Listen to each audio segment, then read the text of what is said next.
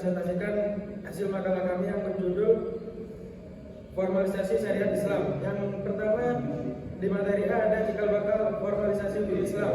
Hukum Islam itu sendiri lahir dari justifikasi Tuhan sebagai satu-satunya hukum yang sempurna, karena keberlakuannya tidak dibatasi oleh batas geografis dan waktu. Di samping itu karena hukum merupakan produk politik atau menurut Daniel Eslab bahwa dalam proses hukum adalah konsepsi dan struktur kekuasaan politik, maka hukum Islam yang menjadi cita-cita dan jiwa umat Islam dalam bernegara diperlukan campur tangan kekuasaan dengan melalui legislasi. Pemberlakuan hukum menurut Sujono Sukarto terdapat 3 keberlakuan hukum. Yang pertama, keberlakuan yuridis, filosofis, dan sosiologis. Norma-norma hukum Islam bersumber dari nilai-nilai hukum Islam.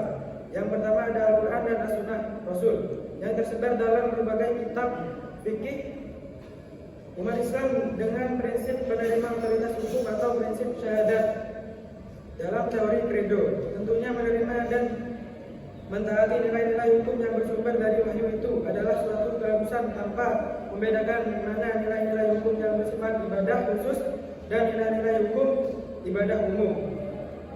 Formalisasi hukum Islam di Indonesia dalam dasawarsa terakhir ini telah menunjukkan perkembangan yang sangat signifikan. Berbagai regulasi baik secara implisit maupun eksplisit mengandung nilai-nilai hukum Islam. Ini menunjukkan politisi baik politisi nasional maupun politisi religius memiliki kepekaan yang tinggi meresponi dinamika kehidupan masyarakat Indonesia yang mayoritas beragama Islam. Mungkin dari itu akan dilanjutkan oleh rekan saya. Selanjutnya, pro dan kontra formalisasi syariat Islam. Diskursus formalitas syariat Islam yang cukup bijak disebut telah menimbulkan pro dan kontra. Salah satu pandangan perusahaan mengentarkan ajaran formalitas syariah, menolak formalitas syariah ini digunakan dengan sebagai argumentasi dan adil. Misalnya ada yang mengatakan bahwa Indonesia adalah masyarakat plural, tidak hanya Muslim, maka formalitas Islam syariat yang berlaku umum tidak dapat diterima. Sementara di sisi lain ada sekelompok Islam yang menolak formalisasi syariat Islam. Biasanya mereka ini adalah sekelompok yang selama ini bersemangat menggagas pluralisme,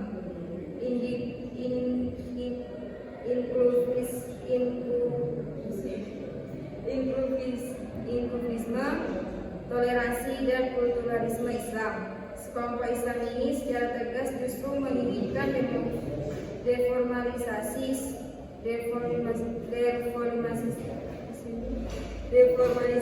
syariat Islam. Syariat Islam ini secara normal tidak perlu karena yang menjadi poin mendasar keberislaman di Indonesia adalah komitmen kepada agama secara substansialistik, bukan legislatif formalistik. Tersebut di dalam acuan agamanya. Pemikiran demonisasi di atas berdasarkan kenyataan syariat secara formal, seperti undang-undang perkawinan, undang-undang zakat, undang-undang haji, kompilasi hukum Islam, KKI, dan sejumlah produk perundang-undangan lainnya. Selanjutnya saya serahkan kepada rekan saya. Baik, di sini saya akan melanjutkan presentasi dari rekan saya, yaitu tentang syariat dan interpretasi. Kita sebagai umat Islam tentunya tidak asing lagi dengan kata syariat. Apa itu arti syariat? Syariat menurut Hasbi Asidiki secara bahasa memiliki arti suatu jalan atau tempat keluarnya sumber mata air atau jalan yang dilalui air terjun. Kemudian orang-orang Arab menggeser maknanya menjadi sebuah jalan yang lurus yang harus diikuti bagi setiap umat muslim. Adapun definisi syariat menurut istilah yaitu sebuah aturan hukum yang disyariatkan atau diperintahkan oleh Allah kepada hambanya. Lalu Mana Al-Qatan memperjelas bahwa syariat artinya segala ketentuan Allah yang disyariatkan bagi hamba-hambanya yang berkaitan dengan akidah, ibadah, akhlak maupun muamalah.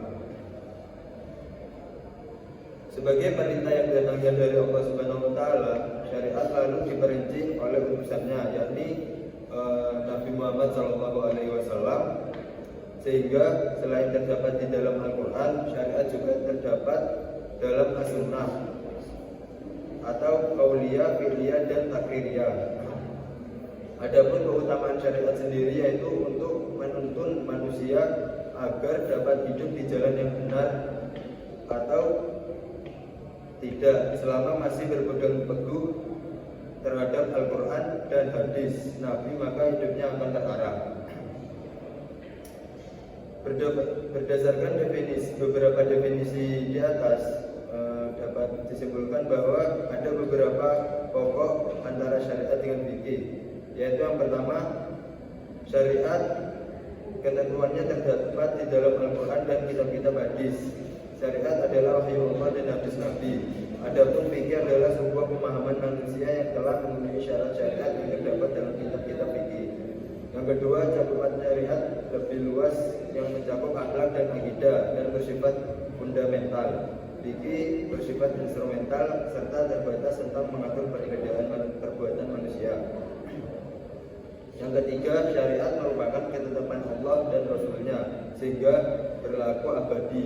Namun lain dengan fikih, yaitu tidak akan abadi dan akan mengalami perubahan karena karya manusia. Yang keempat, syariat hanya ada satu, lain dengan fikih yang jumlahnya banyak disebabkan pemahaman manusia. Selanjutnya akan dilanjutkan oleh teman saya.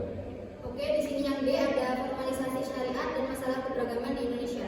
Formalisasi syariat Islam itu adalah mentransfer hukum syariat pada pasal dalam undang-undang yang bersifat mengikat. Contohnya ketika suatu hakim memutus suatu kasus harus berdasarkan atau harus sesuai dengan hukum tersebut. Pada beberapa daerah di Indonesia, tuntutan formalisasi syariat Islam banyak digerakkan oleh kelompok Islam lokal. Salah satu kelompok yang merespon isu formalisasi syariat Islam adalah Partai Damai Sejahtera atau biasa disebut sebagai PDS. Adanya kebijakan beberapa pemerintah agar mengakomodasi formalisasi syariat Islam dalam bentuk perda, surat edaran, surat keputusan bupati akan memberi peran terhadap komunitas masyarakat, terutama untuk para pendukung syariat Islam. Hal ini juga menjadi isu yang tergolong sensitif dan krusial. Di sisi lain, kelompok yang kontra terhadap formalisasi syariat Islam akan merasa tersisihkan dalam sebuah kebijakan publik di suatu daerah tersebut. Kebijakan publik berupa perda syariat Islam memperlihatkan bahwa kekuasaan politik tidak terdistribusi secara merata kepada semua kelompok masyarakat yang ada, apalagi dalam negara yang menganut sistem demokrasi seperti di Indonesia ini sendiri, di mana hak berpendapat sangat dijunjung tinggi, apalagi tentang aspirasi dari beberapa kelompok masyarakat yang pro maupun kontra terhadap penerapan syariat. Dan ada ketiganya, yaitu kesimpulan, hukum Islam lahir dari justifikasi Tuhan sebagai satu-satunya hukum yang sempurna karena keberlakuannya tidak dibatasi. Pemberlakuan hukum menurut Surjono Sukanto terdapat 3 keberlakuan hukum, yaitu keberlakuan yuridis, filosofis, dan sosiologis. Norma-norma hukum Islam bersumber dari nilai-nilai hukum Islam, yaitu Al-Quran dan Sunnah Rasul yang tersebar dalam berbagai kitab fikih.